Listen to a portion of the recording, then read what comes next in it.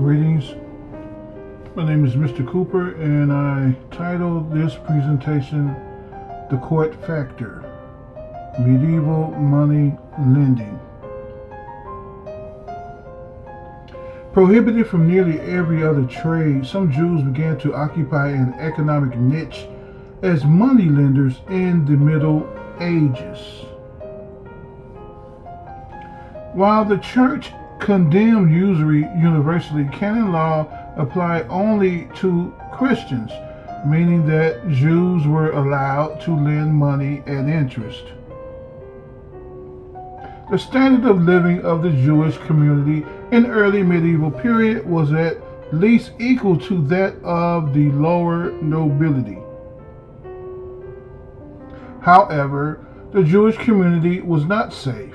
Religious hostility manifested into massacres and expulsions from various parts of Western Europe during the late medieval period. Jews who had lent money specifically to monarchs were termed court factors. Here's an example.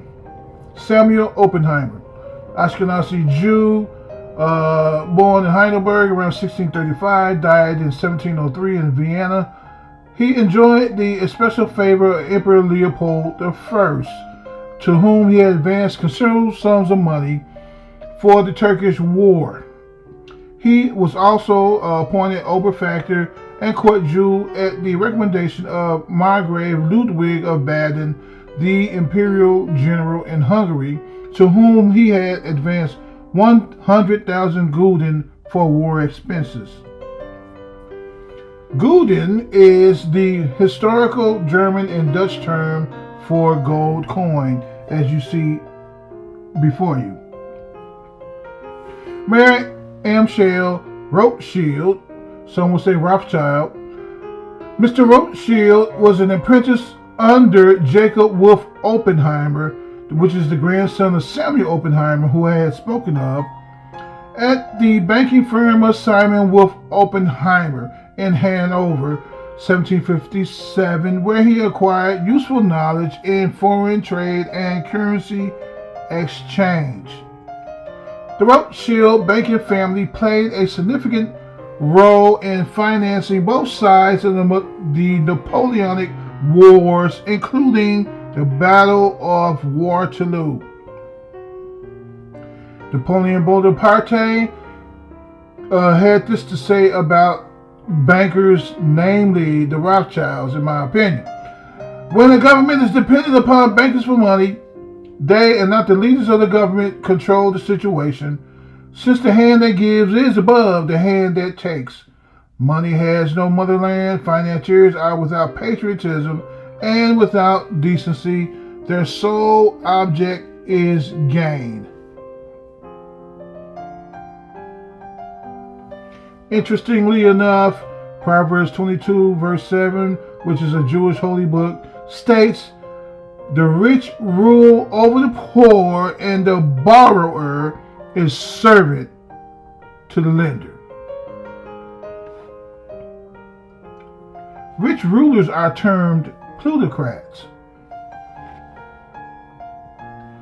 Pluto is a euphemistic term for Hades. The reason why the ancient Greeks used the term Pluto instead of Hades is because the term Hades was fear-provoking, and Pluto had to deal with wealth underground that you had to dig for, like gold and silver ore, things of this nature. So the ancient Greeks wanted to use the term Pluto, since Pluto also was a underground deity. Hades is hell, is it not? And isn't poverty a hellish condition? Remember, plutocrats or Hades rules over the poor is what I'm suggesting. Now I want to discuss U.S. borrowing, how the U.S. borrows money.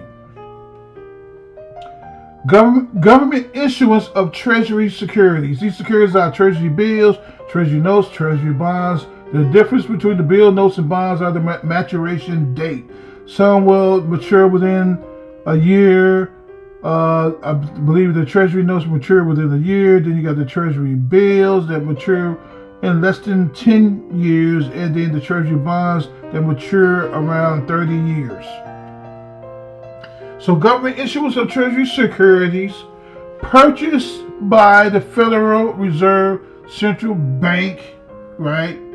They print up money out of thin air, then they lend it to our government. And or investors worldwide, since money is already circulating within the economy, we have the ability to purchase Treasury securities ourselves, right? Even foreign investors. This is how the U.S. government borrows money. Now here's a snapshot of what is really going on, in my opinion. P is always less than P plus I. P is the principal, I is interest. This is a debt bondage situation, debt bondage of American citizenry. You cannot pay back something that you have not received, and that is interest. Interest does not circulate within the economy. Only the principal. Our entire money supply is borrowed into circulation. If our money supply was to be paid back in total, there will be no money in circulation, and we will yet be in debt because we owe interest which cannot be paid. Interest comes in the form of time and energy laboring. This is why it's called debt bondage. And my last slide, well, next to my last slide, I want to make this point out. Retirement means put out to pasture. In a debt bondage situation, a system of exploitation, the corporations, they chew you up and they use up all your time and energy and then spit you out.